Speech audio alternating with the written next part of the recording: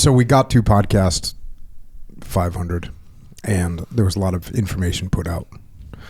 I think it was over 1,000 hours of information being put out.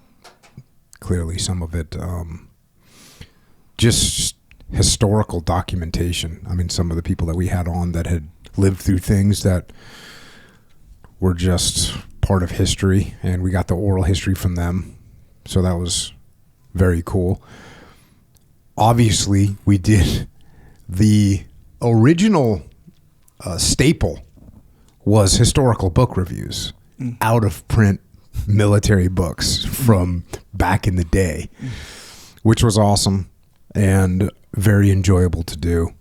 And then some of them, we're just interviewing people with various experiences. And in the beginning, a lot of time I would talk about, looking at human nature and through the eyes of leadership, through the lens of leadership, through the lens of history. So those things are still things that I enjoy doing a lot. And I think we are still going to release the straight up Jocko podcast number, whatever. I guess the next one will be 501. We'll do that. Are you still good with doing those? Yeah. Echo Charles? Yeah, thanks. You still press record? Yeah. But also, there's a lot behind those. It's interesting when people say, say thanks to your team. We don't really have a team. Like you and me are the team. And one of us does the bulk of the work. True. So that was the team. The team was just us two. You're doing all the technical side, me doing all the research and all that. So, we're still going to do those podcasts, just not as often. And part of the reason too is because it's a lot to ask of people to find the lessons and calculate and correlate those lessons that are often deeply embedded in stories. And there's lots of context required. And sometimes the lessons are delivered indirectly over the course of time. There was a time where someone could say, I'm having trouble with leadership. And someone else could tell them, you should start listening to Jocko podcast. And they'd listen to it and they'd go, oh, cool, there's 22 episodes. They can listen to them and start to get a good handle. But then after a while, when there's 500 episodes and 1,000 hours, some of that is, it's too hard to gather the information. And plus to parse out like, is this just a history lesson? Because sometimes people just want a history lesson. They want to talk to, they want to hear from a guy that landed at Tarawa, or a guy that was on Iwo Jima, or someone that was in Auschwitz, or, someone that was in the Korean War. They want to hear from that person. What's their perspective? And sometimes they want to have like, what about just straight leadership information, or, any type of sort of human nature that people want to learn about. And so after, probably after about 100 episodes, you couldn't just say to someone, hey, just start listening to Jocko podcast and you're going to learn a lot, because there's too much. Yeah. So I know that people, myself included, want information in a simple, clear, concise manner. They want it directly, right? I mean, that's one of the laws of combat leadership: simple, clear, concise. And from the time aspect and the information aspect, there's nothing simple, clear, and concise about over 1,000 hours of stuff being put out there.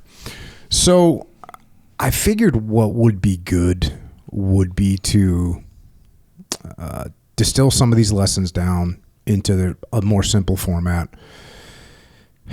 And I figured, since there are very dedicated people that enjoy the original podcast, the Jocko podcast, we probably need to separate them a little bit, so people can say, this is a Jocko podcast. And someone that likes to hear an interview or likes to hear a historical book review, they can go, cool, this is what I'm here for.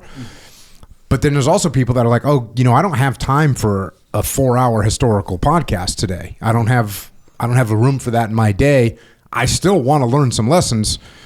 So I was thinking of, okay, well, what do we have Jocko podcast, maybe something, a new name for it. And again, this is all iterative because I got to breathe a little bit. You know what I mean? You might think, oh, hey, we got done with this one. Here's the plan going forward. But actually, no, like, okay, it's like in combat when there's something happening.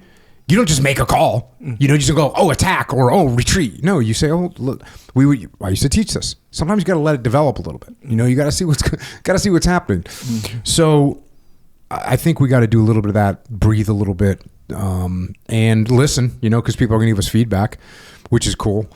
But as I think about, like, one of the things that popped into my head for a name was the Manual podcast.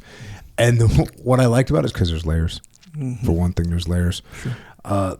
The layers being, we've reviewed a lot of manuals on this podcast. I've myself have written what I called field manuals, the Discipline and Freedom Field Manual, Leadership Strategies and Tactics Field Manual. So I've written some manuals, but in that same vein, same word, different meaning.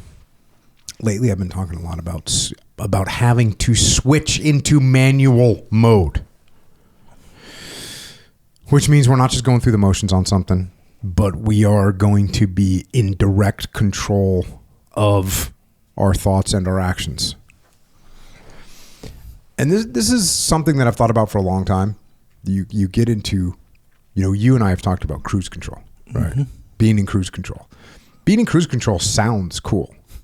And especially if you have a modern vehicle with adaptive cruise control and lane keeping assist, sure. Like you're kind of not driving, Your Cadillac does that, doesn't it? It does a lot of things. Yeah, sure. Do you have to put your hands on the wheel? No, I don't. But, I understand what you mean. I got a Ford. It's got something called Blue Cruise. Yeah. And you don't have to have your hands on the wheel sometimes. Yeah. It's cool for driving, right? Mm-hmm. But let's face it, things can go wrong. Yeah, fully. When you're in this Blue Cruise, what's the Cadillac thing called? Super Cruise. Yeah. Yeah. Yeah. It's cool when you're driving, but it's not the best way to operate in life. One of the earliest places that I experienced this was in the SEAL teams. As a new guy, you're a new guy in the SEAL teams, and when you're going through close quarters combat training, CQC. It used to be called CQB, close quarters battle, and then they changed it. Nomenclature is very important. They changed it to close quarters combat, CQC. Sure. Well, when you're a new guy, the manipulation of the safety on your weapon is very important. So you have to put your weapon on safe at the right time, take your weapon off safe, put it back on safe, and there's people watching you. And in the beginning, you're very conscious of it. You're like thinking about it. But pretty quickly, your brain is taking over. And what's weird about being a new guy is you're not used to being in that automaton mode where you don't have to think about it, it just happens. So as a new guy, you like go into a room, you shoot a couple targets, you take your weapon off safe, you shoot a couple targets, you get done, you start moving to the next room, and as you're moving, you're like, oh, wait a second. Is my weapon unsafe? Because you don't remember doing it. Right. And luckily you did. But it takes a little time to get used to. But that's how quickly, even something as important, like you can get fired from the SEAL teams. They can kick you out of the SEAL teams if you're not safe. You get safety violations. So even something that is as important as safing your weapon as a new guy, the most important thing in the world. And you're like, wait a second, did I do it or not? Because you went into this you went into this cruise control mode. So, and then eventually you get to a point where you just know you saved your weapon. It's just part of your system. Eventually you have to learn what you need to think about and what things can be kind of automatic. And this ties into a word that I don't know if I've officially adopted the word yet. I may or may not have adopted the word. the word intentionality. Even you're getting nervous when I say it, right? Because it's like a hippie new age thing, right? Yeah. You know, be intentional, Right. Even you have to kind of whisper it when you say it, you know, so you can give the right mana. You know what I mean? Sure. Be like, I like to live intentionally, right? So that kind of scares me. That kind of stuff makes me nervous. But I was talking about it. I was talking to a group of people, and I trapped myself where the only word I could use was intentional. I like trapped myself. Yeah. And what I said was, you know, whatever I said, hey, when you're doing this in this situation, you've got to be intentional about what you're doing, right? Yeah. And then I thought about what we do in the military. Because if you think about what you do in the military, being intentional is absolutely required. Mm-hmm. And there's actually a protocol for being intentional, and it's real obvious. Plan, execute, debrief. That's how you're intentional. So we come up with a plan, right? We assess the situation. We come up with various courses of actions. We grade those courses of actions and figure out which one is going to work best. And then once we've decided which course of action we're going to use, then we come up with a plan. So that's part one. That is being intentional, right? I am going to come up with a plan. Then you go and execute the plan. We go and do the thing that we said we're going to execute. And obviously this is going to be challenging. This is sometimes the hardest thing about doing something is actually doing the thing. Mm-hmm. And then what we do is we debrief, which is what we do we debrief to the point that it's almost a little bit ridiculous sometimes in the SEAL teams. Mm-hmm. We debrief everything. So, but then we figure out what we did right, what we did wrong, and what we can do better. So you combine those three things, and now we're being intentional. We're being intentional. Hell yeah. We plan, we execute, and we debrief. Now, where can you do this? This is the same as not being on cruise control, right? Because if you're on cruise control, you're just going through the motions of whatever your habits are. So you don't want to live like that, right? So where can you do this? Where can you take yourself out of cruise control, and where can you become, when can you shift into manual mode? Before you go to bed at night, write down what you're supposed to do tomorrow. Think about the advantage that gives you when you wake up and you don't have to figure out what it is you're supposed to do today. Because when you wake up, you got brain fog, it's confusion. You were dreaming about random freaking pickles and who knows what you're dreaming about. Sure. Just chaos. Yeah. And but when you actually write down what you're supposed to do, and I do believe this, when you write down what you're supposed to do, first of all, it allows you to sleep because you're kind of like, okay, cool, I know what I'm going to be doing tomorrow. Yeah. And I think there's some kind of brain activity that starts solving and calculating those things while you're sleeping. Mm-hmm. Yeah. Yeah, there's a... Concur? Oh, yeah. There's a priming effect, 100%. It's kind of like... I don't know if everyone's like this or not, but... You ever been focusing or working on something, mm-hmm. and then someone in just out of the blue comes in with some other stuff, mm-hmm. and you're like, bro, I dig it, but right now is not the time. I'm doing this. It's mm-hmm. like a feeling, Mm-hmm. So because you're not primed for this thing, you're primed for the thing in front of you, or the thing that you're about to do, whatever whatever your schedule is, or whatever. But if you're already kind of maybe on a weird subconscious level, or on a certain level of certain mental level, you're primed already, or you begin the priming process, mm-hmm.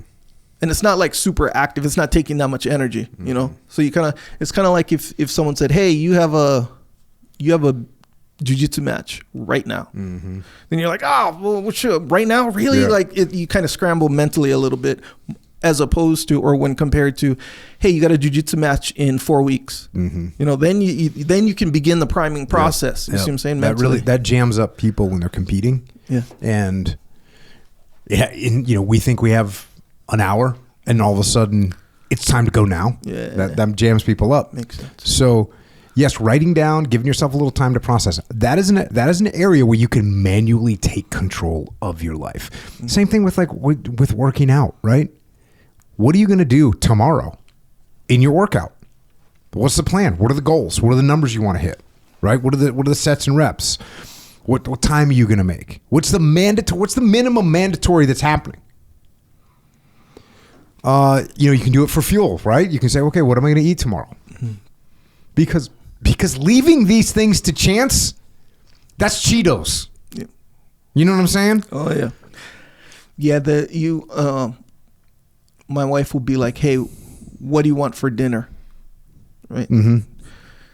Bro, I don't know. Freaking, I'm doing this other thing, But if she or we, whatever, and this is just in principle, obviously it's not a huge deal, but in principle, if we had that written down the day before or 2 days before, you see what I'm saying? If these things were written down, you don't have to think about that kind of stuff. You already know. You can just refer to your notes. You see what I'm saying? And you can, the detached assessment of what you should eat tomorrow is way better than the I'm hungry. I'm going to open the fridge and see what's happening.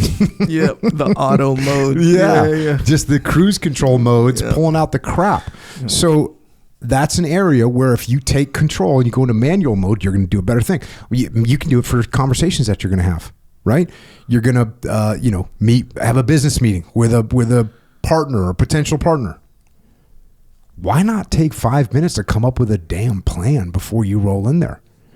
Maybe you have to meet with one of your employees. Why not come up with a plan, 3 minutes of what you're going to talk about, how you're going to say it to them, what contingencies do you need to have? Maybe you can do this protocol for your Saturday. You know what I'm saying? Instead of just letting Saturday happen to you, what time are you going to wake up? What are you going to do for a workout? What's the workout going to be? When are you going to spend time with your kids? When are you going to spend time with your spouse? When are you going to get the stupid chores done around the house that you got to get done? And if you actually plan what that Saturday is going to look like, I guarantee it's going better. Guaranteed to go better. If you let cruise control run your Saturday disappears. Yeah. So all these are examples of switching to manual mode, getting control. Just don't let your Saturdays happen to you. Take control of your Saturdays, take control of your Sundays, your Mondays, your Tuesday, Wednesday, Thursday, Friday. See what I'm saying? Don't go into cruise control, go into manual mode. What's natural is cruise control. Because look, as cavemen, we aren't even supposed to survive till tomorrow. We're just thinking about right now. Right. So and those animalistic instincts that you have, they're going to keep you alive for right now. Right? For right now, they're going to keep you alive because you're going to eat something because it's in front of you, you're going to eat it. Or if you get a chance to rest, you're going to rest. You're not going to expend any extra energy, right? So the natural mode is cruise control, taking the easiest route, using the least amount of energy, getting through whatever situation you're in with minimal friction. And unfortunately, in modern life, that just leads to a disaster. So we want to get in that situation where we can switch to manual mode, but it's not easy. It's not easy. One thing that makes it not easy is it happens without recognition, right? Like when you're driving and all of a sudden 15 minutes went by and you don't remember it. Yeah. Like you didn't switch into cruise control. It switched on you. Or did I turn off the toaster oven? Yeah. Did I lock the door or not? Right? Where did you park the car? Right? You go to the mall and you don't remember where you parked the car because you were in full cruise control. This is one that happens to me. Did I pack that thing that I need for the trip? I don't even I always have it. Yeah. But I'll be going to the airport like, whoa, wait a second. Did I bring Time War? Yeah. You know what I mean? Yeah. Like it's there, but I did it in full cruise control. So going into cruise control happens without us consciously deciding to go into that mode. And there's actually different like psychological names for this. Automatic processing, procedural memory. Just procedural memory. You're just doing the thing. Here's a good name, good term. Cognitive offload. Cognitive offload. Well, this is when you just let your surroundings or your routine or your, devices carry part of your mental load. Now, we can use this to our advantage, right?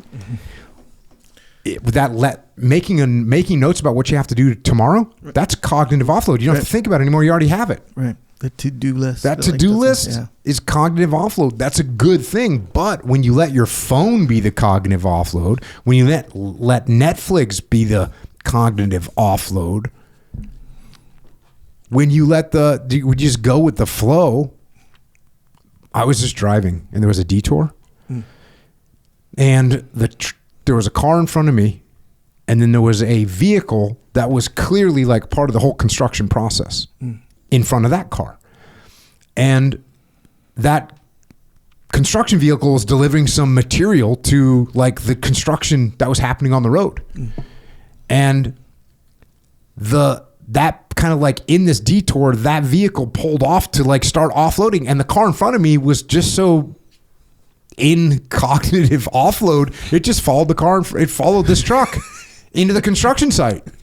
And there's a dude like waving his hands, guy with a slow sign. He's waving his hands at the car. And he's looking at me, and we like locked eyes, and he kind of gave me like the look of like, dude, I'm glad you're freaking have a brain. Yeah. But the person in front of me, total cognitive offload, procedural memory. Just follow the car in front of you and we're going to be good. Bro, that's real. Oh, I just literally saw it 15 minutes ago. In fact, and I told you the story before because like,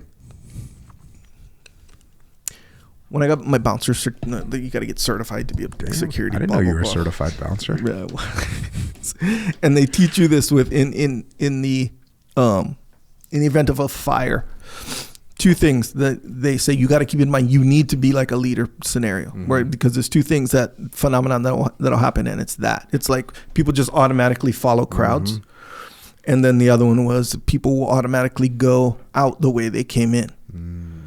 So basically, it's like, hey, you got to be calm. The follow the crowd thing is like, hey, you got to be calm, because if one person panics, then the next person panics, and everyone panics because their brain just automatically goes into, well, there's a panic situation. And then the other one was, they automatically go where they came in. Yeah. The exit is right here. Yeah. Big red exit or whatever. And they still do that. So that's real. That's real in so many situations. Yep. And this is what I'm saying. This problem that we all have is very common. Here's another word. I would say it's an adjacent term: inattentional blindness, failing to see things that are happening because you're focused elsewhere. Yeah. Yeah. You ever heard the idea of we only use 10% of our brain? Yeah. Right? They say, and I don't know where we came down on that one, if that one's true or not true, whatever. But I think it's like 10% of your attention. And I wouldn't be surprised if it's even less, bro. Because maybe for you. For me, But so I was changing a battery in a smoke detector yesterday. And so in this particular room, the ceiling was really high. So I had to get a ladder. That's when you know it's high. You get a freaking one of these huge ladders. So I went up and I was barefoot on the ladder. And I was changing, and the battery in there was like taped in there. So I don't know if you remember what a smoke detector battery, you got to undo it, and the wires are still connected. So my hands are up above, right? So I got to focus, because the time is ticking, because my shoulders get tired, all this stuff. So I'm like, at least the people that are here for the combat stories will be freaking fired up to hear this one. These are you had to have a battery in your hand and your shoulders were getting tired. Bro, I'm telling you. Okay, so this is an attention story, like how you literally won't pay attention to like what's going on, even if it's a loud signal, we'll say, in principle. So I'm changing this battery, right? So I got to undo the tape. And then I have to make sure like the battery fits in perfect, and then and it's upside, you're upside down, right? So the battery can fall out because you got to take off the tape. So anyway, I'm trying to focus on this like freaking full on bomb diffusal freaking mental scenario. Finally, I'm getting it in. So I get it in. Finally, I switch the other battery. Boom, I put it in. Right, I put it in. Boom, boom, done. And you know when you get a little task done, it's like a little mental like gratification, and you can almost like you can exhale, right? So boom, I exhale, and then all of a sudden I realize my feet hurt real bad, just right then and there. And I'm like, frick, because that ladder had this weird rough like surface to it, and I was barefoot, and my feet were kind of sensitive. And Brian, it started hurting just all of a sudden. Right when the battery went in, I clicked it on. My feet started hurting bad. I'm like, bro, what did my feet? And I'm like, oh, this thing. And I climbed down or whatever. And I was like, wait a second. I didn't even feel that while I was putting the battery in because I was so my attention was so attentive to that freaking task. See what I'm saying? Yeah. But I'm telling you, that's how life is. Yeah. Like you have any idea how much stuff you're missing in life because we're focused on this or that or whatever? See what I'm saying? Yep. Another good story of raw survival for check. Here's another good one.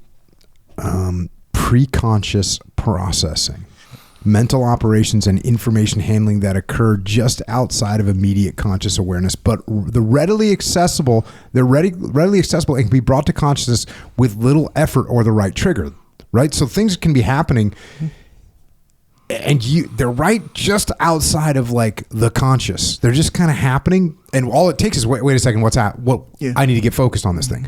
Which again, to me, this is important because if you're not paying attention to it, you won't see what's happening. If you're not paying attention to it, you won't see what's happening. You'll just be following that car in front of you, and you'll be sitting inside of a construction site. But I think my favorite of these different terms is one, behavioral inertia. Behavioral inertia. Inertia is just that, inertia does not cause anything to happen. It's just sort of like, it's just the steady state of what's happening. A body at rest tends to stay at rest. A body in motion tends to stay in motion. That's inertia. That's inertia. And inertia is a passive thing. It's just happening. It's not making the thing go, but it's going and it's going to keep going. Or it's not going to make the thing stop, but it's stopped and it's going to be hard to move because that's inertia. So the idea that you have behavioral inertia, just the tendency just to keep kind of doing what you're doing is scary. It turns you into an NPC, which I know you're familiar with this term. Sure. It turns you into a non-player character, because non-player characters can only like go through the motions that the whatever 7 things that they can do with their hands. You ever seen those videos of people being NPCs, like real life people being NPCs? Have you ever seen those? Where they're like physically acting like that? Yeah, they're physically acting, and they'll like say the same thing again, like they're an NPC, but they're in real life. Yeah. I always think those are pretty funny. Pretty fun. But it's strange that we do that. We just get into the mode of we're just habitual behavioral inertia. We're just going to keep doing the same thing. Well, we just do it. Just do the thing.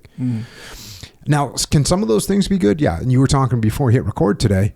You have some behavioral inertia that's good. Like when you wake up in the morning, you're gonna lift. At least you're in that mode right now. Recently, yeah. Yeah. Well, I'm fully in that mode. Like when I wake up, there's just behavioral inertia. I'm going to get up, get out of bed, going to go work out. Yeah. Sometimes a little bit too much. I needed some pre-workout the other day. I didn't take it. I wished I would have afterwards because I was like, I was very tired. I was very sore.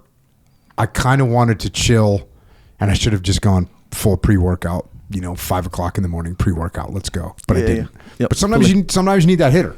Yeah. Fully. Yeah, fully. And I think that and assuming like I'm not an expert on behavioral inertia. I just learned that today. You know that about me, but the principle still remains regardless of when it happens or what you need or what. It's still part of your day because it's just been part of your day. There's no like, hey, I need to pattern interrupt my whole thing and start working out now. Working out is just normal. That's normal. Just normal. Regardless of when it is. Like, I'll wake up. Yes, I'll work out, but it'll be like the run or walk or whatever. And then, it's like a routine. But if there's no workout, that's the weird stopping of the inertia. Yeah. See what I'm saying? Yeah. So exactly. We look down on NPCs. That's like an insult on Twitter X, right? Yeah. It's an insult in the world to call someone like, oh, that's just an NPC, just a non-player character. They've just been programmed, right? Yeah. It's like they don't mean nothing. Yeah. They're meaningless, insignificant, irrelevant. If we're not careful, we become them. Yeah. We have to engage our brains. And I think when I was thinking about this podcast, I think sometimes I need that. I need to break my own behavioral inertia. I need to make sure I'm not being an NPC. And I think other people are the same way. And I think that, doing something where we can help people switch into manual mode, right? Doing something where we can help people snap out of their behavioral inertia, make me think, make you think. Because here's the deal. If we allow behavioral inertia to be in control, many of the things that we do will be wrong. Because we have bad habits, we have bad behaviors. And like I said earlier, we're programmed as humans to take the path of least resistance. That's what our genetic programming is, to save energy, to follow familiar patterns. From a physiological perspective, we're programmed to overeat. We're programmed to have a bias towards physical inactivity. Mm-hmm. Like, we're programmed for that. Right. That includes avoiding physical activity if we can. It includes over-indexing on rest. It includes avoidance of discomfort. Right? We don't want to be too tired. We don't want to be too hot. We don't want to be too cold. We don't want to be too uncomfortable. That's all something that is programmed into us. And then from a psychological perspective, we're programmed with impatience. We're programmed with selfishness. We're programmed with jealousy. We're programmed to have a closed mind. Like, you are programmed psychologically, you don't hear anybody else's ideas. We're programmed to avoid responsibility. Clearly, we oppose taking ownership. We're programmed for a lack of concentration, because in the caveman days, if you got too focused, on that one thing, you would get attacked by a saber-toothed tiger. So you're just constantly kind of looking around, going from this, going to that. Here's another thing. We're programmed to think negatively. Right? We're drawn towards negative information. Why? Because positive information doesn't kill the caveman. Negative information kills the caveman. I want to know what happened. I walk up on a scene and there's bad stuff and good stuff. I want to know about the bad stuff. Because the good stuff isn't going to kill me. The bad stuff is going to kill me. We're programmed to avoid change. We're programmed to conform to social pressure. We're programmed to procrastinate things that are going to be good in the long term, because we're programmed for immediate gratification. That's what we're programmed for. We want to get food right now. We want to feel good right now. We want to get warm right now. That's what we're programmed for. That's how we stayed alive. Before we had freaking Instacart and Uber Eats and controlled temperature in our house. Yeah. Before all these things, you had to just, look, if I can get warm right now, I'm going to get warm right now. If I can get food right now, I'm going to eat it all of it. That's the way we're programmed. So if you don't engage your brain, you will follow your human programming. I will follow my human programming. And in order to resist that, we have to shift into manual mode. We have to take control of our minds, mind control. And that's what I'm thinking about doing here. Helping each other get our minds right. So all these, a lot of this overlaps with the cognitive biases, right? Mm-hmm. We're programmed to do these things or whatever, and you're right. They're basically a defense or protection like mechanism. But so comprehensively, this is auto, right? Auto mode or automatic mode, right? So at any given moment, switching to manual You'd be surprised how much that helps you. Actually, you said this a long time ago, and it applied to something a little bit different. But to me, the principle, like, literally is this. When you said, I made a shirt about it, said, what are you doing right now? Mm-hmm. You know that? Mm-hmm. Like, I know it was slightly different because you applied it to, like, your guys, right? When you're training guys, and it's like, hey, you got to be consciously looking for something, like, totally. To do or whatever. Like, what are you doing right now? But when you said that, it stuck with me. And every once in a while, like, you know, you can kind of feel it. You can kind of feel yourself in that auto inertia mode, especially when it builds up a little bit, you know? Yep. And then, bro, I use that. Well, I'd be like, hey, like, what are you doing right now? Like, literally, what are you doing? Like, it's almost like, and then you kind of have this weird mental detachment from, like, your whole life, everything you did today, yesterday, last week, anything that you know, like, are you planning on anything? Like, do you have a goal right now? Like, what are you doing right now? It's like the whole thing. Bro, it helps. And then you can be like, oh yeah, look, I've been doing this just automatically. I'm gonna stop that. Let me do this other thing instead. You know, you can start making these conscious decisions. Yep. Yeah, that came from being out in the field training guys, and you'd see some young SEAL or old SEAL, and there's chaos, there's confusion going on, and just walk them and say, like, what are you doing right now? Yeah. And they would not know. They would not know what they were doing.